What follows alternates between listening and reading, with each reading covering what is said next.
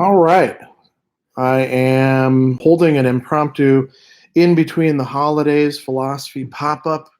Looks like the internet is a little bit slow here, so you might see a little bit of glitching back and forth.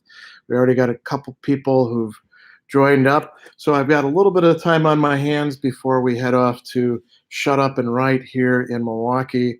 Which, if you're not familiar with, it's exactly what it sounds like. Everybody sits down, shuts the hell up for an hour, and then writes. And then after that, we get to chit chat about what we're doing because otherwise people don't get much writing done at writing groups.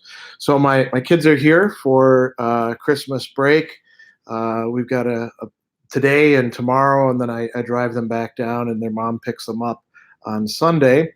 And we're doing a few things today. We've got a new game that we're going to play, which is over there. I can't see the title of it, but it's supposed to be quite interesting. We already did some Catan and some Rick and Morty. Watched the episodes that we've been waiting to all watch together. Did our opening stuff. We've been to the pool a couple or once. We're going again tonight and then tomorrow as well. That's kind of a holiday tradition for us, going back to the days of when I would get them when they were quite young, and we'd stay in hotels here in Wisconsin because we were still living in New York, and then we'd be swimming and looking out at the snow falling and stuff like that. So I don't really have any particular topics in mind other than this sort of weird time in between the holiday season where you've got like all the Christmas festivities and New Year's, and some things are open and some things aren't. For example, we went to Milwaukee Institute of Art and Design yesterday just to check my mail, and it was closed up. So a few people chiming in and saying hello, hey to everybody, wherever you happen to be in the world right now. I was going to chat with one of my Australian colleagues earlier today and find out exactly what the deal is with Boxing Day, but didn't meet up with him. So that's not a thing that we do. But we've been doing a lot of cooking here and just hanging out, enjoying our time together. We've been to the Milwaukee Museum a couple times, which is a few blocks down that way. And we're going to go again later today. What else have we got planned? Probably play Catan again before we head out. We always bring the Rick and Morty games along with us on the road because if we stop in somewhere and we've got some time to kill, we can play those, and those are quite fun. Not too much else going on. My dad is coming up to visit tomorrow, and we'll do our Christmas with him. The Lemrees family Christmas is happening next weekend, when most of the people can actually get together. And yeah, that's really about all the Christmas stuff that's going on. Shortly, I'm going to leave, as I was mentioning, for Shut Up and Write at the top of the hour, and get some work done for Stoicism today. And I owe a little writing to somebody who's compiling a bunch of hot takes. I've got a hot take. Maybe I'll tell you about that in just a few minutes, because it is very much a hot take, but in a very scholarly way. What else do we have going on? I have a client appointment for philosophical counseling. There's always, some people who are kind of blue over the holidays as well. So a lot of holiday greetings from people. That's very nice, including some that look like they're perhaps in Cyrillic or something. Here's a question for me. So I'll answer a few questions and I'll tell you about my hot take. Conk says, have you read The Case Against Reality by Don Hoffman? I haven't, but I actually have the book because I have a client who, when he reads books, and he reads a lot of books, he boxes them up and sends them to me. I guess he must have particularly good recall. And so he sent me that book, and I'm going to take a look at it. It's up on my shelf. People are saying, hope you had a happy holiday. It was a good holiday. Profoem has a good question. Have you any advice for dealing with failure? Yeah, expect it. you know, this is something that I talk about probably. We meet for the Milwaukee Stoic Fellowship once a month, and I end up talking about this probably every other meeting that I'm there. When people say, "Oh, I'm trying to do this and it's not working," and I said, well, it's like going to the gym. When you first start out, you're looking around at everybody else, and they're lifting all these weights or doing these exercises. Like when I go to a yoga class, I'm watching people doing these movements almost flawlessly, and I'm huffing and puffing, and my shirt is falling in my face as I'm doing downward dog because I forgot that you need sort of tight fitting things, and nothing seems to be going right. If you stick with it when it comes to those sorts of things, you fail less, but you're still going to fail. I still lose my temper, and that's something that I've been working on for years and years. But that's something that I have to work on particularly. And I get sad myself. Sometimes it's reasonable, and sometimes it's unreasonable as a reaction to things, and so you do fail. So you should plan to fail, and you shouldn't allow yourself to become overly anxious about it. Like, oh, when's the shoe going to drop? When is the grand failure going to happen? Because that's not going to help you. But you do want to be, you could say, alert. And if you are paying attention to what's going on around you rather than being all locked up in your own head, you will fail less as you see things that are like danger signs. A great example of this is when you have kids, especially when they're very young, you're constantly alert to what they're going to knock over, and spill and screw things up with. I guess this applies to certain kinds of pets as well. So by being attentive to your surroundings, not in an obsessive, neurotic way, but just in a paying attention to things way, it can help out as well. Thoughts on Spinoza? This is from Conrad. Concept of God and understanding emotional causality. Well, I don't think Spinoza's concept of God. I mean, I like reading Spinoza. I rarely teach Spinoza because I actually don't think he's that important when I'm carrying out the triage of deciding what I want to fit in there, compared to some of the other figures that I teach.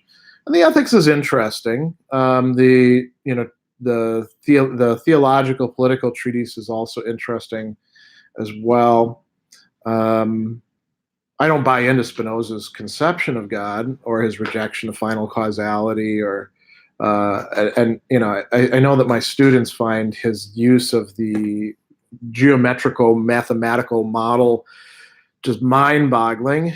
I mean, he's useful for looking at the emotions. I think Descartes is probably better in his Passions of the Soul,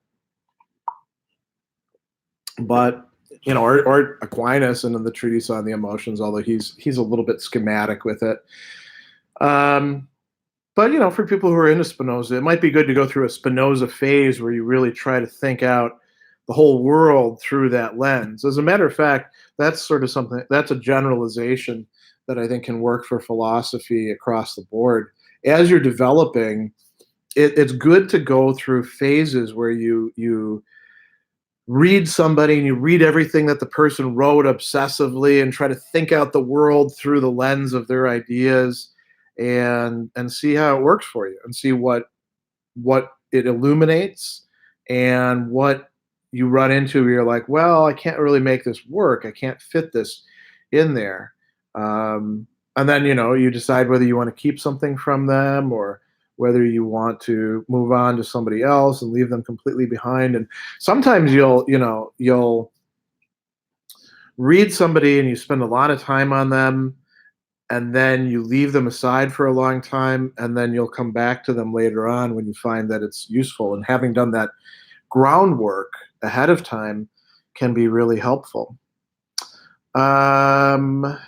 Let's see. Blackwood says, nice shirt. Thanks. Yeah, I just threw on one of the band shirts that fits well. I have to get back to exercising regularly. I can tell that I'm doing really well with that when all of my band shirts fit good. Some of them are bigger than others. So Mark says yoga and weights, great. Keep persisting in your endeavors.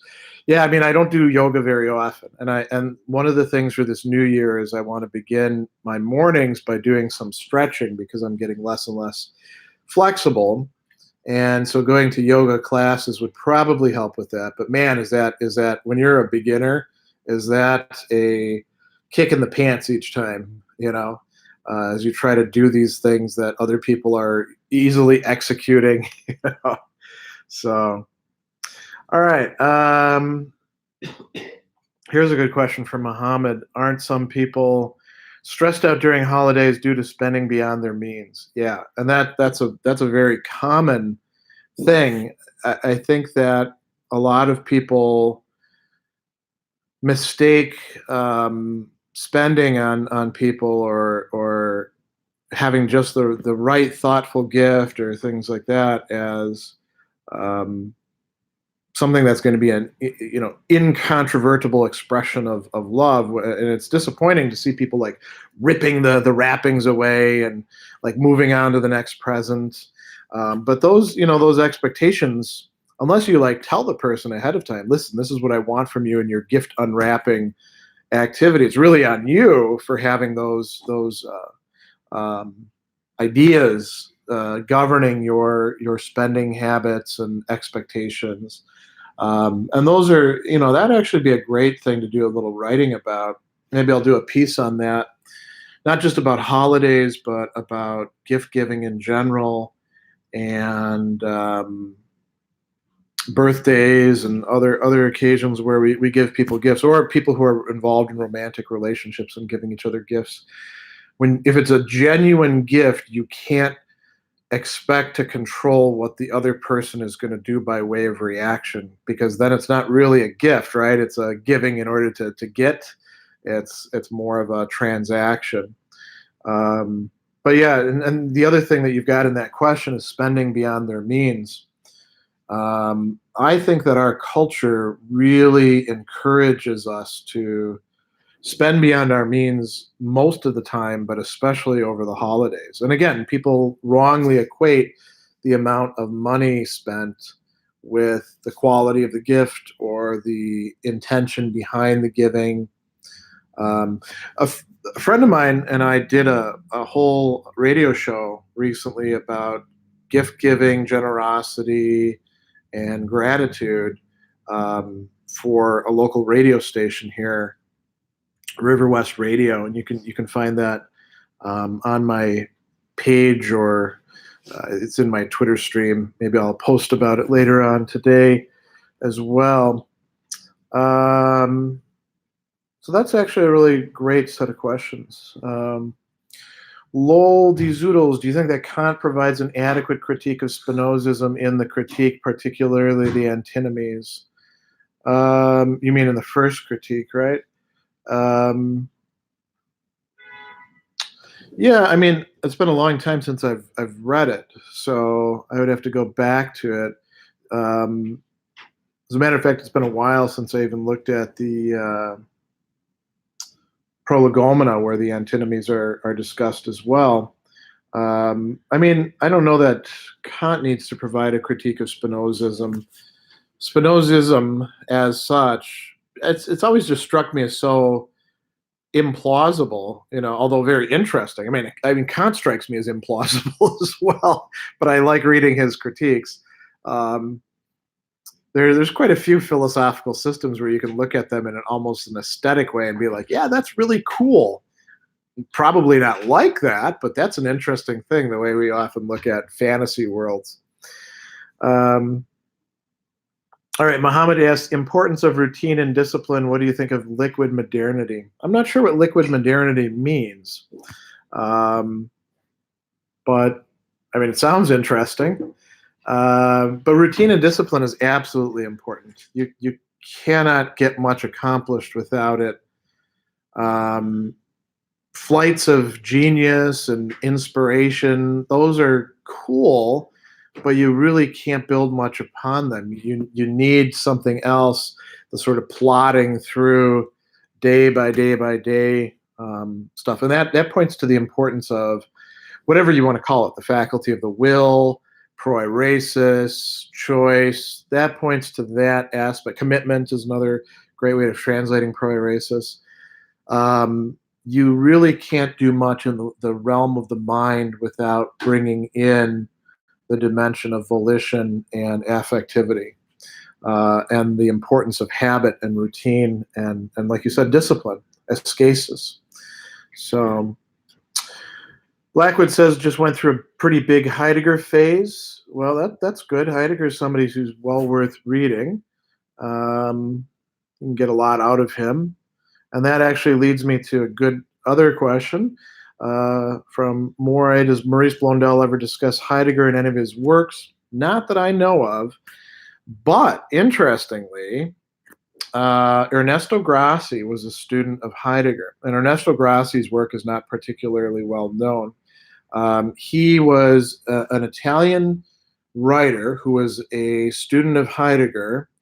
And now, if you know anything that Heidegger has said about German and Greek as philosophical languages and everybody else's as basically crap, you can well imagine one of the preoccupations of Grassi, which is showing no, Latin and Italian, that whole tradition is not just a derivative detritus or whatever. And Grassi was really attentive to the importance of dialectic and rhetoric and the classical tradition that goes all the way back to Aristotle and Cicero and people like that of combining philosophy and rhetoric, using dialectic as the bridge for that. And he saw in Vico a resuscitation of that, a rejection of the modern obsession with epistemology driving everything else, and sort of Cartesian clear and distinct ideas, and a recognition that communication plays a major role in our thinking. So now going back, Grassi at one time went to Blondel, and I think this is in like the late 30s or early 40s, and told Blondel, or maybe this is the late 40s. I guess it would make more sense for it to happen after World War II is resolved. He told Blondel that Heidegger had read Blondel's stuff and wanted to communicate to him that he thought it was quite interesting work. I don't remember the source for that, unfortunately. That's back when I was actually doing my dissertation on Blondel. And I was reading Grassi, and I'd read Heidegger, and I thought it was kind of an interesting idea. Surin writes, hoping to help set up Sheffield City Stoics in the next year. Must read up on the Stoic network for resources. So you're referencing the Stoic Fellowship, I think. There's a worldwide organization called the Stoic Fellowship, and most of the smaller local meetups or groups or things like that, not all of them are necessarily using Meetup itself, are on the they're like local stoas. We have one here in Milwaukee. So yeah, there's a lot of resources there that can be quite helpful. The most important thing is just consistency, doing it monthly or bi-weekly or whenever you're going to do it, and making sure that people come in, and you want to be welcoming, and when people, you should expect to answer the same questions over and over and over again, which is okay, because that's how people learn, right? We've had ours going, I don't know if it's for 2 years or for 3 years. I think it's 3 years now here in Milwaukee, and we still get newcomers asking the same questions, and it's good to have some people there as resources, as old hands. It's nice here that we've got quite a few people. So, all right, Reverend Tangent, suggestions on further reading for the eletic criticisms of the forms. I don't know that we actually have any further reading on that, because we don't have them, And we don't know whether the Eleatics actually had anything to say about Plato's conception of the forms. It could be that Parmenides is just a character that Plato is using to introduce ideas in his own works. We don't know that the Parmenides and Zeno in the dialogue Parmenides are actually the historical Parmenides and Zeno. So, all right, Tomikuz, how does reference across possible worlds work? I haven't looked at any possible world semantic stuff since graduate school, other than people using it in analytic philosophy articles that I'll read, but I haven't done any like groundwork in it for a long time, so I don't really know. I would say the place to start it, of course, is with David Lewis, because he's the one who started. He's not, of course, the person who came up with the notion of possible worlds. I mean, Leibniz brings that in, and actually it gets worked out a lot in science fiction.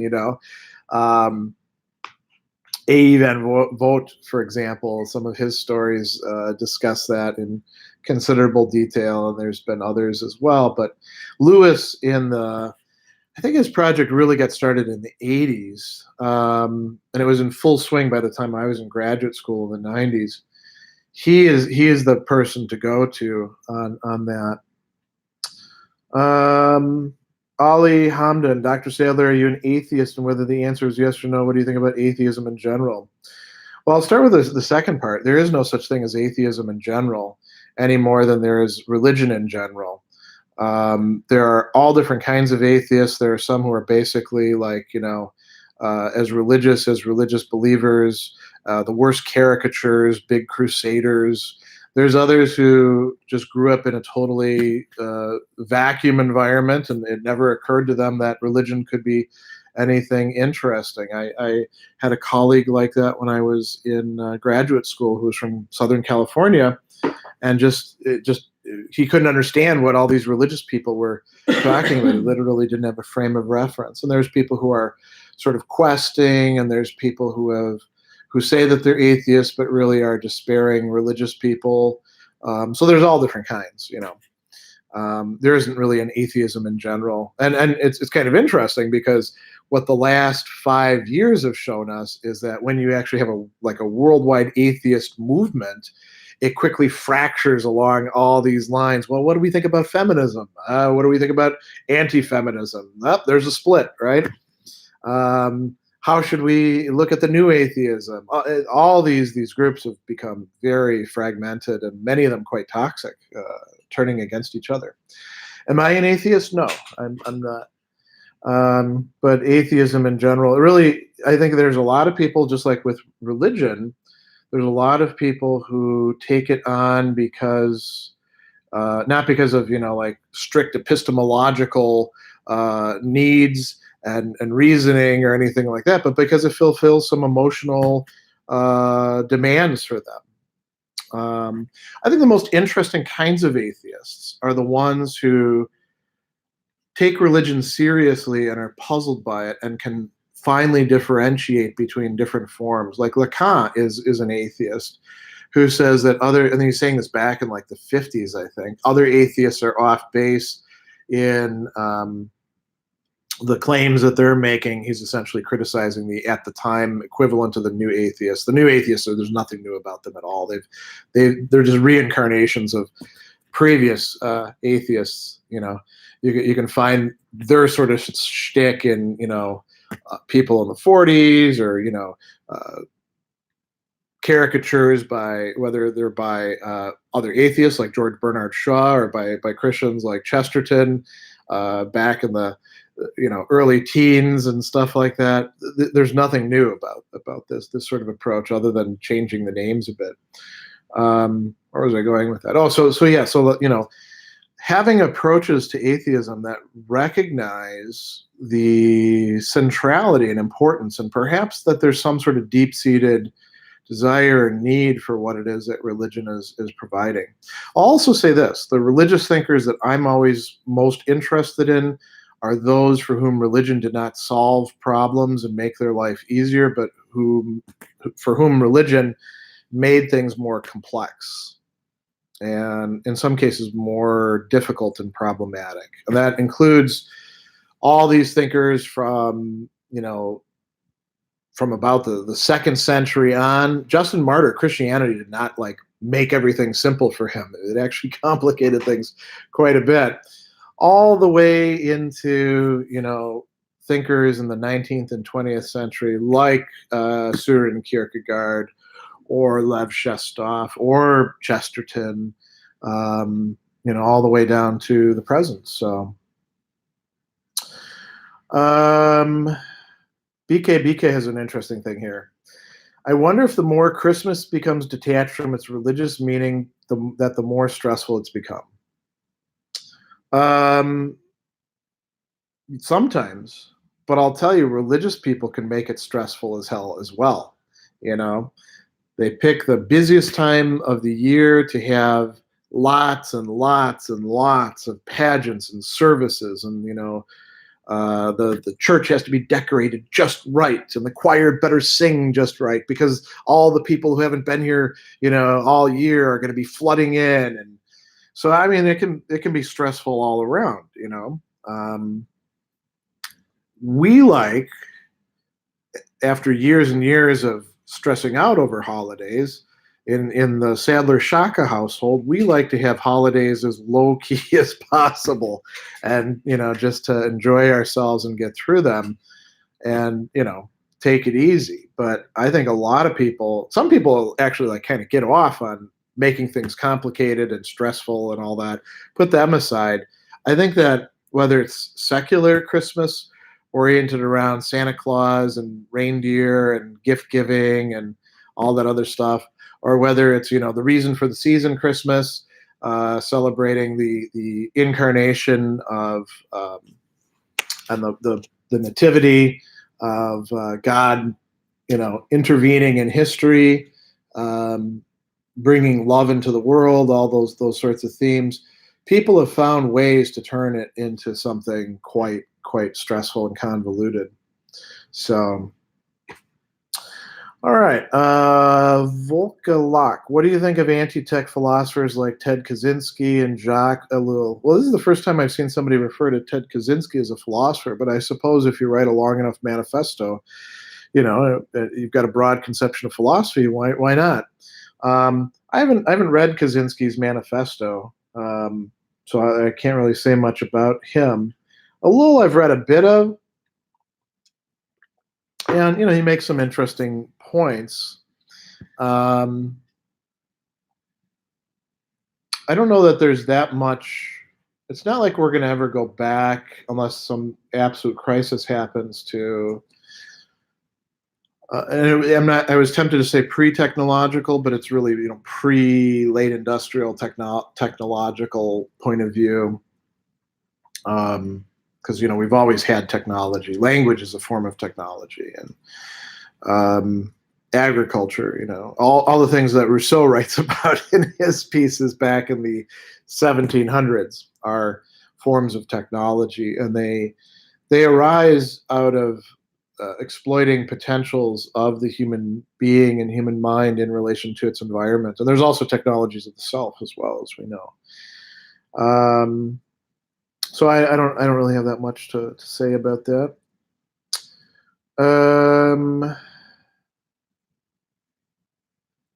Jacob, thoughts on Dante? Are you a fan? Ever taught the Commedia? I've never taught Dante. I've never really been in a situation where it would really make sense to do that, because I don't usually teach literature classes. I mean, I could see if I was doing something on the afterlife and views of it, that could be an interesting thing to do. I like Dante. I mean, I don't know anybody who doesn't when they actually spend the time on Dante. But I haven't had the time to read Dante for quite a while. But I remember enjoying it. So, all right, Mark asks, are all your YouTube videos gifts? No, they have a different function. I mean, they could. This is where it's good to make a distinction between sort of like the original intention of something, and then what can come out of it. So almost in a way analogous to mission creep, right? So, especially like my core concept videos, I've been shooting them to use as aids in my online classes for quite a while, and it just so happens that they're also useful for a lot of other people. And in shooting them, I know that to be the case, and I know that by putting them out there, I mean, I derive a little bit of income from them from advertising, but it's definitely not enough to pay for what a videographer would expect. So I am kind of giving them away, but um, yeah, I mean, I guess in a sense they could be considered that, but um, they provide me something too. Most of my client referrals come through watching my videos, I'd say. All right. Let's see. You got a question here that I'm not quite sure I understand from Diogenes the Cynic. What is the problem you have with OOO? I know you get asked a lot, but I just read a book by Herman and found it interesting. I don't know what OOO is, so or which Herman you're talking about. R.T. Whitby, did Epicurus create the problem of evil? Definitely not. Framing something doesn't mean being the only person to talk about it. I mean, I think you can see that being articulated in here and there in discussions in ancient Greek tragedy. And I think if you look cross-culturally, you'll see the problem coming up as well. So, Byringen 13, what strong argument could you give against Plato's remembering the forms when we look at the world? What is the correct viewpoint? So you're saying you want an argument against Plato's conception of knowledge as memory or remembering, right? And that when we look at things in the world, we kind of dimly grasp them in relation to the forms that we saw before. I mean, it's a fairly implausible account to begin with. There's a lot of moving pieces and assumptions built in there that, plenty of people have attacked. One of the things that I think is particularly difficult with Plato that he never does a good job in explaining is the status of the soul. So the forms are immortal and allow us to recognize what a thing is. So the soul is what does the recognizing, right? And it does so by relation to the forms that it remembers. And Plato never really explains this. And then the question is, well, is the soul itself a form? No, it can't be because it's moving and it changes over time. Well, then is the soul a thing in which there's participation in a form of soul? Well, he never says that at any point. So that's probably enough to go at it, I'd say. R.T. Whitby, Socrates says that he doesn't know anything, but if that statement was true, wouldn't that be knowledge? Socrates never said he doesn't know anything. That's a misconstrual based on sort of like reading summaries rather than actually looking at the texts. Socrates, over and over and over again in Platonic dialogues, if you read through them, will get his opponents to say, well, we know this, right? Or we know this. That whole notion of like Socrates being, wise because he knows that he doesn't know. You got to do more than just like bring that up. You got to connect that to the whole web of other things that he says. And so you got to contextualize it. Proskovia, any tips for beginners in philosophy? Yeah. Find something that you enjoy reading and spend some time with that, and don't worry over much about like having to like do things in the proper order or impress anybody else. And if people come along and tell you you're doing it wrong, maybe they're right, but most of the time you can afford to say, what the hell do they know, including college professors. A lot of them have, their own, like, it's got to be done this way, like their approach to the great book sort of thing. A lot of great books people are very intellectually rigid, unfortunately, because that's the opposite of what you see in the great books, right? So, right, Edmund Burke, what do you think about Graham Harman and object-oriented philosophy? Well, I got to interact with him at one time. I didn't find his presentation. I haven't read his books. I haven't found it. Didn't find his presentation particularly interesting or illuminating. So I don't know that it's actually worth my time to get into, because there's always fads, always new movements, and you got to ask yourself, when you're reading the history of philosophy written from the perspective of 2500, the year 2500, is this going to be like a footnote or a chapter or like a whole section, or this will even be mentioned at all? Like, for example, Derridian deconstruction. That's probably going to be all the stuff that Derrida has written. Probably going to be at best like in a great, like sort of like this thick history of philosophy. That'll be a paragraph or two. Some other movements, like the phenomenological movement, that'll probably be a whole chapter. I don't think object-oriented, philosophy, or there's some other words for it. Speculative realism, I think, is one of them. I just don't see it sticking around any more than radical orthodoxy will, or stuff like that. Roy Roots, does overspending during holidays equal cognitive dissonance? No. Cognitive dissonance is when you've got two concepts and you're trying to hold them together in your mind and they don't fit, and it's creating sort of an affective response. So overspending during the holidays is an action. Mark Trumbull has been reading Proclus. Is the whole a third thing independent of being and unity? I don't know, because I haven't been reading Proclus. It's been a long time since I've looked at that, so I don't know that I can answer that question. Oh, Diogenes, how do I counter the feeling of pretentiousness in my philosophy seminars? Things said seem quite vapid, and I can't escape saying things that sound just as shallow and unnecessarily convoluted. Maybe take a little pressure off of yourself. That's something that you do go through, I think. But ideas and words are real things. They have being, and you can explore them. And what seems to be superficial and dull and vapid from one perspective may turn out not to be so from another, which is often a later perspective.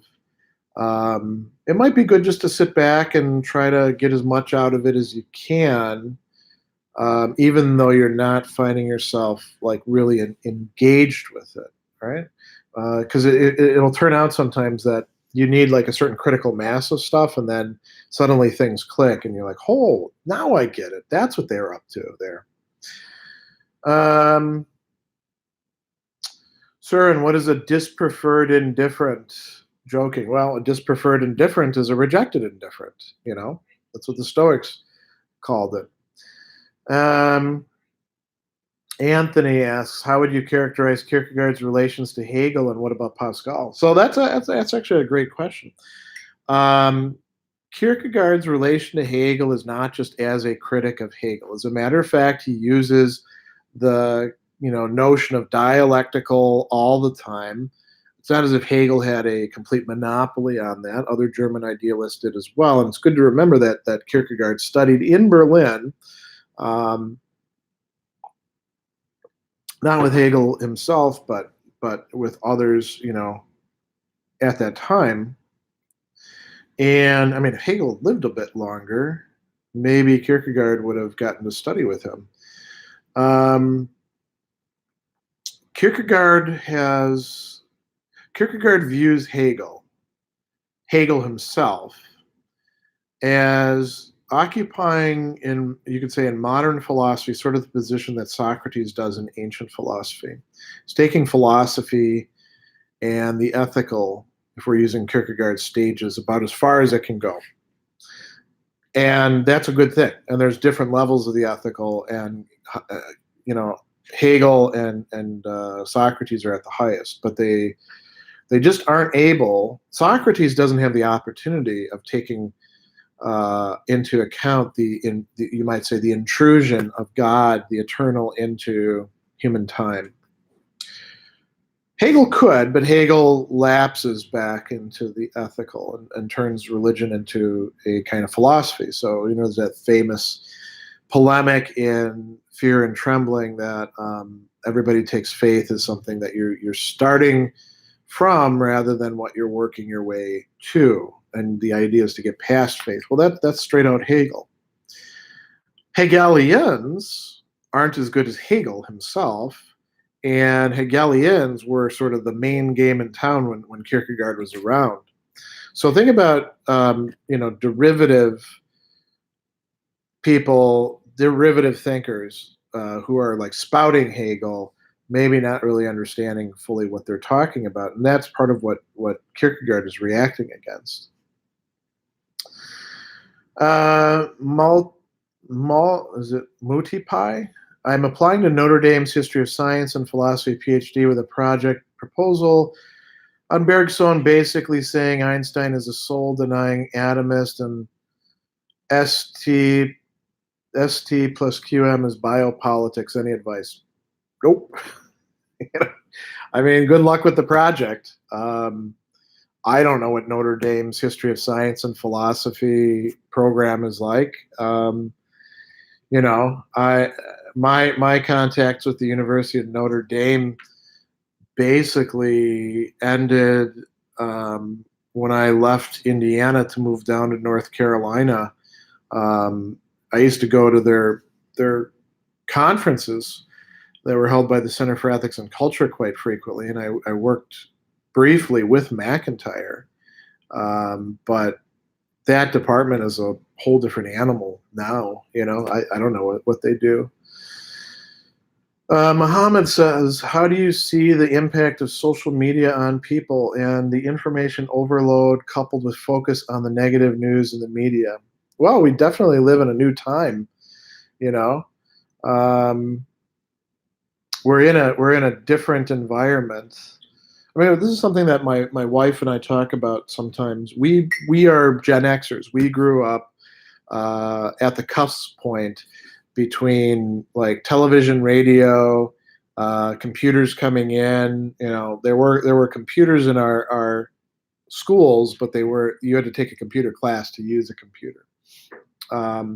We saw the development of integrated systems and the rise of various types of interesting software to do these different things, and eventually the thing that we now call the internet, and then the spread of mobile technology.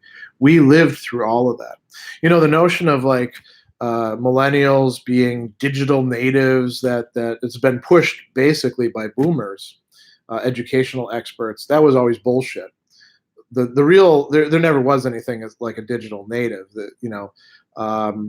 As a matter of fact, I think Gen Xers as a generation, because we sort of grew into the technology, we actually understood it way better than the generations coming after us. And we're constantly like showing my kids who are, Gen Z, how things work in the technology that they know, because they don't know to look for it.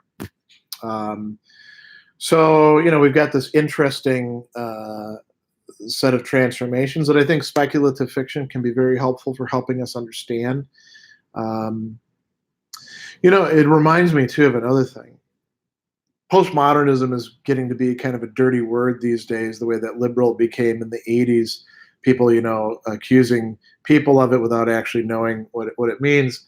And I was leading a client recently through Jameson's big book, Postmodernism, the cultural logic of late capitalism, which I hadn't read for a while. But if you want to actually understand what postmodernism means, you should read that book, right? Can't adequately criticize it or, rail against it unless you actually know what postmodernism has meant and means. And Jameson talks about one way of defining it as the realization that we're at the point where nobody knows what the hell's going on. Everybody's got all sorts of great narratives and schemas and stuff like that. But when it comes to like the vast panoramic thing, nobody has their head around the whole. And the realization that that's the case is one way of understanding postmodernism. And the internet has certainly contributed to that, I'd say. I mean, that book was written before the proliferation of the internet, let alone mobile technology. So, of course, it would have to be redone now. But all right. By Renigan says, have I heard of presuppositional apologetic? What are my thoughts on it? I'm not big on apologetics to begin with. I certainly, looked at plenty of that stuff back in the day. I agree with Maurice Blondel in his letter on apologetics that any real effective apologetic would have to be very different than the schematic bullshit that people tend to put forward. If I remember right, well, I can't even remember exactly what Protestants mean by presuppositional apologetics. I think if I remember right, it's the stuff that's kind of associated with these Calvinist thinkers, but I don't want to speculate about it. So I don't have any real thoughts. All right. Bar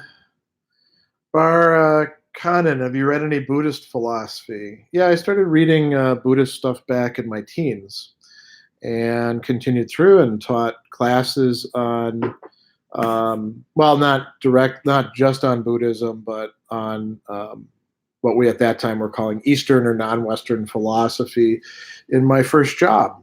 And I continued reading stuff about it here and there. And I have some Buddhists in my family who are actually Pure Land Buddhists, which is very different than the largely Zen and smattering of Tibetan Buddhists that most Americans get exposed to. But it's a very important school. So yeah, I've been reading Buddhist stuff for quite a while. Will Herring, would you say Kierkegaard was a monist or a dualist? Neither. I'd say he's a pluralist. All right. Just jumped a little bit. Mark says, holidays are for sleep, working out, and study. That's a good way to do it, yeah. Made of Clay, what are some things you really don't like about philosophy? Well, about philosophy as such, I don't really have anything I don't like about philosophy. About academic philosophy, I would say, the question, I forget who asked it earlier about the pretentiousness. We have a joke that has been going around for a long time. Why are the disputes in philosophy departments so bitter? And the answer is because the stakes are so low.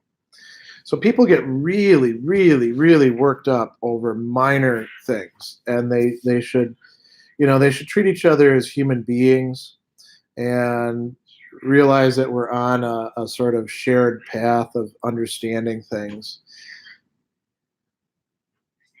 You guys are almost like doing stage whisper over there. My kids are trying to keep quiet while I'm doing this, but not succeeding. So yeah, I would say that the way in which we teach philosophy, and maybe also I could complain about, I should complain about the way we share knowledge in philosophy, in academic philosophy, which is through publishing houses that make a ton of money on our articles, charge libraries vast sums, pay people very little, if anything, for the labor that they put into it. And by the people, I mean the editors, not the reviewers, not the writers or anything like that.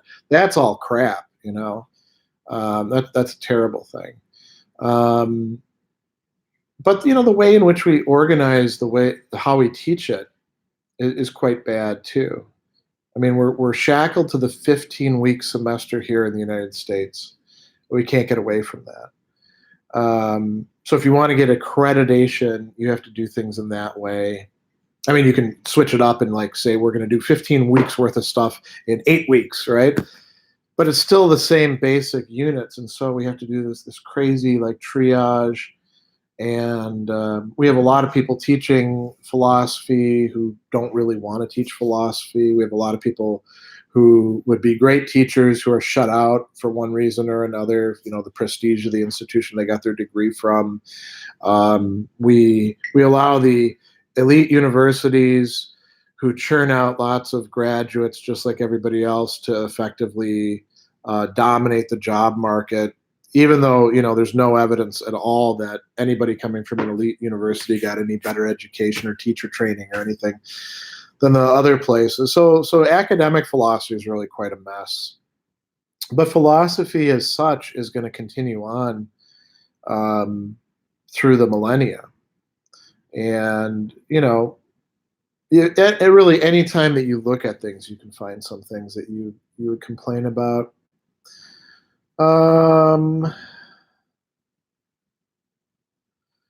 Marston, have other philosophers debunked Ernst Bester's denial of death or terror management theory? I'm not even sure what that is, so I can't really say I don't know what terror management theory is. Matt chimed in and said, "Good job, keep it up." Thanks. That's very nice. Matt is laughing over there. Oh wow. Okay, Sarah asks a really great question here. What is the meta skill that can be acquired by studying philosophy to argue correctly and become a more nuanced thinker? Is there a shortcut to the meta level? So there are no shortcuts in philosophy, period. You either do the work or you don't. Kierkegaard is a great discussion of this in The Life of the Spirit in Beginning of Fear and Trembling. The meta skill that's acquired by studying philosophy. A lot of people will say, yeah, it's like critical thinking or argumentation. And that's true to some degree, but it's not as if that's exclusive to philosophy. In a lot of ways that philosophers argue is actually not particularly helpful when you have to interact with ordinary people or people in the other disciplines. I think that the most important skill that you learn or don't learn, depending on how you do things in philosophy, is making distinctions well. Being able to say, you're looking at this thing as if it's just one thing, when we can look at it from multiple points of view, and looking at it from those multiple points of view leads us to different conclusions. So you see, argumentation or inference is involved in that. But it's being able to make the distinction. And I have had so many experiences in dealing with business people and in dealing with academics in other disciplines and in dealing with ordinary people and dealing with psychologists, and I can go on and on and on, where we're having a discussion and people get confused about something or get into an argument. And then I say, whoa, hey, what we're looking at here is this, but this can mean two different things. And if you mean this, well, then this follows from that. If you mean this follows from that. And you're going to look at it, differently depending on which handle you pick it up from, to use Epictetus's framework, right? And people think that's magic. They're like, holy crap, wow. And then afterwards, you give them a little bit of time. They're like, well, I could have made that distinction myself. And then you're like, well, yeah, but you didn't, because you weren't used to making distinctions. Now, this can go too far. As a matter of fact, one of the things that you see as a constant complaint, and a legitimate complaint, is these philosophers make too many distinctions. You want a distinction that, as Plato says, cuts the thing at the joints, cuts reality at the joints, rather than at the bone or something like that. But I would say that's the meta skill. Oscar asks, where do you begin with Hegel? So I would actually suggest beginning with two lectures that sound very similar: lectures on the philosophy of history, lectures on the history of philosophy.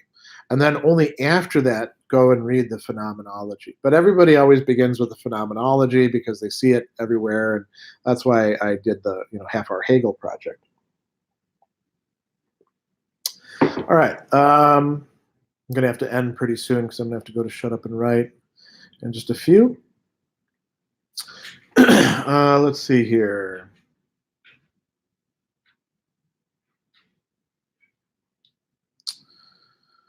Daniel Cox, do you endorse divine impassibility, simplicity, analogy of being? Yeah, as a matter of fact, my first paid speaking gig was at St. Anselm's College, the St. Anselm lecture, which you can find the transcript of. So I just read, the thing in my academia.edu, A Perfectly Simple God and Our Complicated Moral Life. Divine simplicity is not the simplicity of simple things in this realm. You could call it hypersimplicity. So yeah, I endorse that. The analogy of being, it depends on what you mean by it. Different thinkers have used that term differently. I do think that being cannot be understood in a purely equivocal way. Diogenes, any quick tips on how to quickly break down readings for classes? I've been given the entire ethics of ambiguity and not sure what to highlight as significant. Well, I mean, the good thing is that's a pretty straightforward book and it's pretty short. I would say in that case, you want to talk about the different ways in which people misuse their freedom, and that's in parts 1 and 2 of that. And then talk about, what de Beauvoir figures as the right use of our freedom, which involves necessarily a connection with the freedom of others. And I think one of the key things you want to highlight with that work is that de Beauvoir, much more than Sartre, acknowledges how some people might not have the sort of radical freedom that Sartre figures them as having because of their economic, political, social, family, whatever sort of dynamics has been holding them back from development. But yeah, tips for how to quickly break down readings. I don't have tips for that sort of thing. I think that you just go at it and do your best. I don't know that you want to quickly break down readings, but yeah. All right. It's Sunabaka. I know this is silly, but I trust your advice on it. I'm in love with someone, but it's unrequited. How do I move on? That's difficult. Maybe not putting too much pressure on yourself to move on right away. It's okay to feel sad and disappointed about unrequited love. Happens to people all the time, and it's happened throughout history. But it's the sort of thing that now that you know that you're suffering from it, you don't want to draw any conclusions from it, global conclusions about, whether you'll ever meet somebody or anything like that. You want to sort of insulate it from all your other things that are going on, and eventually it'll go away, and you'll meet somebody else and feel those sorts of things again.